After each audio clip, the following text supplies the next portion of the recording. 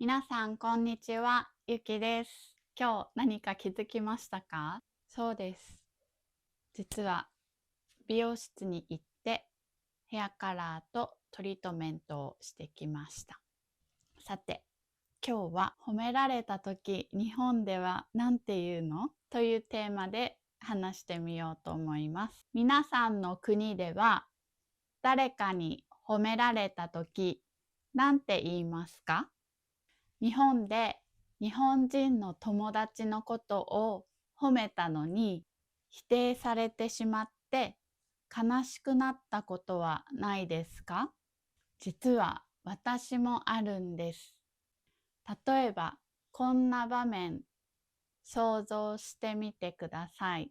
久しぶりに友達に会ったら友達が髪をバッサリ切っていてすごく似合ってたんです。それで私はこんな風に言いました。髪切ったの？前も良かったけど、今の髪型もすごく素敵だね。似合ってるよ。とっても可愛い。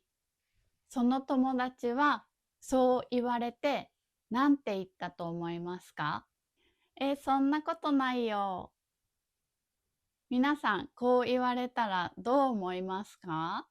日本では褒められた時にありがとうっていうよりもこんな風にそんなことないよとかいやまだまだ全然みたいな感じで言うことが多いです。こういう態度を謙遜すると言います。もちろん仲がいい悪いとか知り合ったばっかりとか、その関係性にもよります。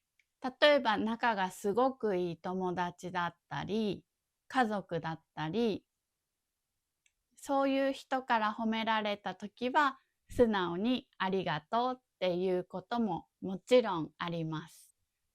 でも、例えば知り合ったばかりだったり、目上の人から褒められた時だったり、そういう時は謙遜して、そんなことないですっていう人も多いです。例えば、友達が可愛いカバンを持っていたとします。その可愛いカバンを見て、そのカバンすごく可愛いねって褒めたとします。そしたら、ありがとう。でも、セールですっごく安く買ったんだよ。こんな感じで言う人も多いです。カバンの値段なんて言わなかったらわからないですよね。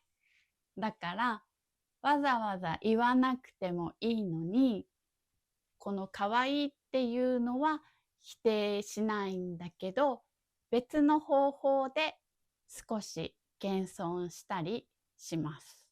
例えば可愛いねって言われたら、そんなことないよって言ったり、日本語すごくお上手ですねって言われたら、いえ、全然まだまだですって言ったりします。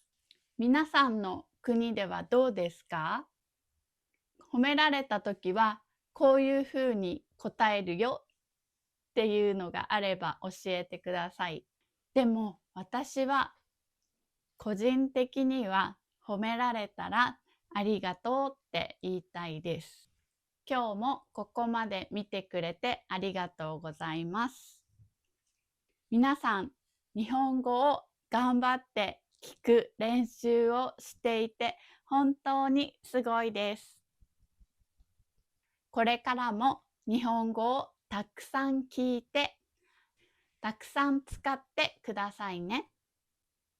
ではまた次の動画でお会いしましょう。じゃあまたね。バイバーイ。